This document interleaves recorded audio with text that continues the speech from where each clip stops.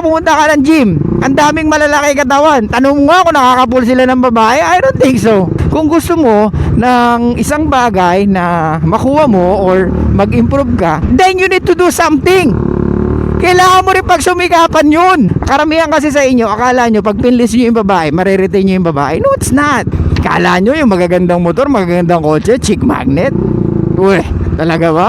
Be bigger than your pleasure. Kaya talaga sasabihin ko na kagad sa'yo, iba talaga yung init ko sa'yo. What? Kung totoo lahat ng yun, walang suplado mo to. Kung ganun lang kadali. You giving her power to reject you, bro. Bro, it's kinda creepy with some other women or for most of women. Hey, what's up guys? It's your boy, Suplado Moto. Okay, for today's vlog, let's talk about ang nagtag sa atin nito. Guys, pakibasa. Tingin nyo, totoo ba yan? Mako-confirm ba natin yan? Well, pwede, di ba? Pero meron tayong tinatawag na right man at the right time. Pag same kayo ng hinahanap for that day, pwede. Well, okay guys, ganito ha. Hindi natin pwedeng sabihin totoo. Hindi natin pwedeng sabihin hindi. Kasi, ang babae, tandaan nyo guys, looking for tandaan nyo, ang babae, very complex. Magugulat kayo yung mga tirada mo dun sa isang EA, hindi umuubra. Pero ba't sa ibang EA umuubra? So ano ibig sabihin doon? Women are unpredictable and very complex. Kaya nga hindi natin sila maintindihan. Okay? So pwedeng totoo yan, pwedeng hindi. Pero isa lang ang pinaka nakikita ko na totoo. At dapat ito ang ginagawa natin. You need or we need to make women feel comfortable. Yan ang pinaka-importante. They need to feel comfortable with us. Kasi pag hindi, they cannot trust us. Hindi sila sasama sa atin kasi nga wala silang tiwala or hindi sila komportable. Tandaan nyo, pag ang babae naging komportable sa atin, maraming pwedeng mangyari. Ano yung pwedeng mangyari?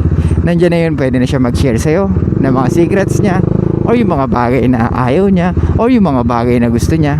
Kasi komportable na siya sa'yo eh. Doon mo na makikita yung pagkatao niya, diba? Or unti-unti mo na makikita yung pagkatao niya o yung personality niya. Brad, napaka-importante nun. Kasi tandaan mo, tayo ang magde-decide kung gusto ba natin ng relasyon dito sa babae na to. But the problem is, most of guys right now want a relationship right away kahit hindi pa nila nakikilala ang isang babae. Kaya nga maraming nata-turn off na babae sa atin or maraming babae na umaayaw. It's because of our neediness. Kasi gusto kaagad natin ng relasyon eh. Para sa kanya, hindi pa nga kita kilala eh. At hindi mo pa rin ako kilala. Alam mo, ang ayaw ng mga babae kaya tayo ginughost is because nape-pressure din sila sa atin. Yan ang pinakaayaw nila. Yung pag-amin mo na gusto mo sila, akala mo sweet yun? Akala mo romantic yun? No, it's not. Bro, it's kinda creepy with some other women or for most of women. Kasi unang-una, kaya tayo ginughost ng mga yan or kaya biglang nawawala ng gana sa atin yan is hindi pa ganun ka-comfortable sila sa atin. Tapos aamin ka na gusto mo sila. Diba? Ang dami sa inyo, may mga nagme-message pa sa akin. Paano kaya? Okay ba itong sasabihin ko? Tapos pag tinanong mo, paano setup nyo? Wala, hindi pa kami gano'ng magkakilala. Minessage ko lang siya ng isang beses pala. Pero gusto ko na sanang umamin sa kanya na gusto ko siya. What the? Ano yun? You giving her power to reject you, bro. What? Yes mo? Women wants challenge. Women wants mystery. Hindi mo makukuha ang babae sa pag-amin-amin mo na gusto sila. Masyado ka nai-impluwensyahan ng mga napapanood mo, Ropa. Masyado tayo nai-impluwensyahan ng mga nakapaligid sa ating tao na being sweet is enough para makuha mo ang isang babae. No, it's not. Kung totoo lahat ng yun, walang suplado mo to. Kung ganun lang kadali mag-attract ng babae. Walang ibang vlogger regarding sa dating advice. Kung talaga madali lang kumuha ng EA or kung madali lang kumuha ng date. Dahil unang-unang mahirap talaga at hindi siya ganun kadali para sa ating mga lalaki. Dahil unang-una, we need to be a total package, di ba? Kasi ang babae, kahit gaano ka pa kagwapo, hindi ibig sabihin nun bubuka ka na sa'yo. Hindi ibig sabihin nun, kaya mo na siyang pasunurin. Hindi ganun, Brad. So kaya yung mga feeling pogi dyan, na porket in-accept kayo, tapos nag-hi ka, tapos nag-reply siya, kung akala nyo, ano na kaagad, G na agad. No, it's not. Actually, you look cheap. Promise. Guys, you look cheap. Sayang, kung may itsura ka, tapos may game ka, kaso the problem is, masyado ka needy, masyado ka nagmamadali. Anong dating mo? You look cheap, bro. Isa kang uhaw. Kaya hindi naniniwala ang babae. Kaya wag kang magtaka kung ginost ka niya na ang tingin mo naman sa sarili mo is okay naman ako. Bakit ganun? Ba't kaya niya ako ginost? Kasi nga, you are in heat. Diba? Ano kino-communicate mo? Wala akong ibang AI. Ikaw lang nag-reply sa akin eh. Kaya ayoko nang pakawalan tong pagkakataon na to. Kaya talaga sasabihin ko na kaagad sa'yo. Iba talaga yung init ko sa'yo. What the hell? Walang binagaya sa lalaking umamin ng damdamin niya na nag-uumapaw ang kanyang emotions. So same din yan sa nag-uumapaw mong libido, Brad. Tandaan nyo guys, ang emotions or ang nararamdaman is always change. Diba? Walang binagaya sa sakit ng tiyan mo. Hindi consistent yan. Pwedeng sumakit tiyan mo kasi may nakain ka. Pwedeng we don't know kung saan galing, di ba? Pero maya-maya pwedeng mawala. So same thing ng libido mo, Brad. So same thing ng testosterone mo, pwedeng bumaba, pwedeng tumaas. Kaya stop making or giving power on your pleasure. Be bigger than your pleasure, di ba? Yung nga yung sinasabi ko sa mga ibang content natin. Hindi pwede na alipin ka ng kailan mo, di ba? Kaya nga sinasabi ko, make women comfortable, di ba? So walang ibang way para mag-open up ang isang babae, especially her legs, kung hindi mo siya kayang gawing komportable sa iyo. Tandaan mo, that's our kumbaga sa ulam, kumbaga sa pagluluto, asin yan, Brad. What the fuck are you talking about? Kahit ilagay mo, paminta, basil, rosemary, kung ano man yung mga amoy-amoy na yan para mas mukhang mabango ang isang pagkain or ang isang ulam. Pag walang asin yan, walang lasa. Di ba? Kumbaga tatalunin niya lahat. Itlog na nilaga nga di ba? Pag walang asin, yes, pwede mo pa rin kainin. Pero pag may iodized salt, mas masarap, di ba? Tapos lalagyan mo pa ng kamatis. Oh.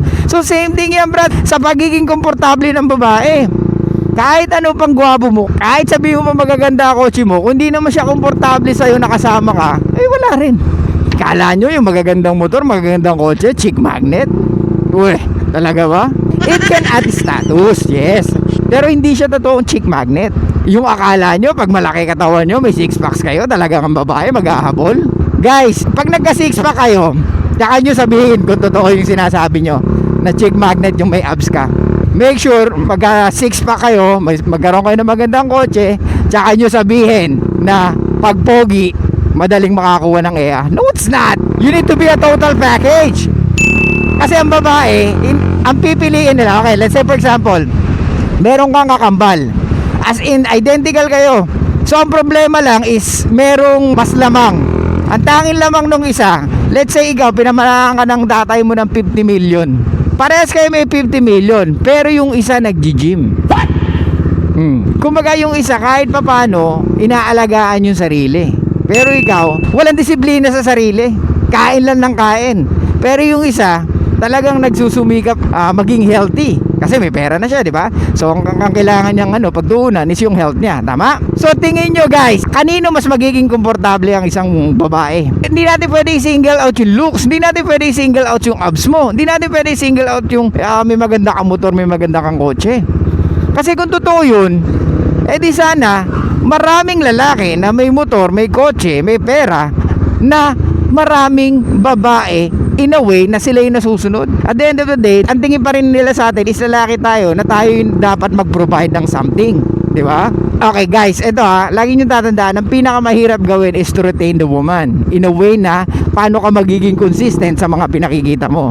Hindi yung pagpiplis karamihan kasi sa inyo, akala nyo pag pinlis nyo yung babae, mariretain nyo yung babae. No, it's not. Hindi kailanman i-stay ang isang babae dahil piniplis nyo lang sila. Actually, ayaw nga nila nun. Kasi hindi nila na-earn Kaya nga, lahat ng value na nabibigay mo at binibigay mo lang ng free, especially attention or gifts or anything na nabibigay mo sa kanila na hindi nila pinaghihirapan, of course, ano mararamdaman nila? Kaya ko rin kuhanin to sa ibang lalaki. Di ba? walang walang thrill eh. 'Di ba? Walang mystery. Kumbaga walang hirap. Pero kung sa ating mga lalaki, of course, pag may mga nagbibigay, ma-appreciate talaga natin. Syempre, iba yun sa mga babae. Syempre, mga bata pa lang yun, nakukuha na nila yung mga gusto nila eh. Kumbaga, madaling makuha bilang batang babae or bilang babae when it comes to get things that you like. Pero ang problema nga, ito guys ito ang problema sa atin, both men and women. Guys, ganito, pag gusto ko masenso sa buhay, pag gusto kong gumanda yung katawan ko, pag gusto ko mag-improve yung game ko when it comes to talking with women, ano yung mga dapat kong gawin? Di ba nandyan yung dapat pag-aralan ko? Tama? Nandyan yung dapat may subukan ako mga way para makita ko kung nag-work. Nandyan yung mga bagay na dapat na pagsumikapan ko, di ba? Walang pinag-aabaya sa gusto ko masenso sa buhay, gusto ko magkapera. Pero there's no such thing as super dali or talagang given agad. Lahat yung pinaghihirapan yan, lahat yung pinag-aaralan. Ito ang kahirapan sa mga kababaihan. Ladies, kung nangangarap ka na makilala ang lalaki na gusto mo sa buhay o yung pinapangarap mong lalaki na talagang masasabi mo na husband material, then you need to do something. Kailangan mo rin pagsumikapan yun. Hindi pwedeng puro ganda lang. Hindi pwedeng entitlement lang. Di ba? Hindi pwede na, bakit marami naman nagkakagusto sa akin? Hindi ganun. Di ba?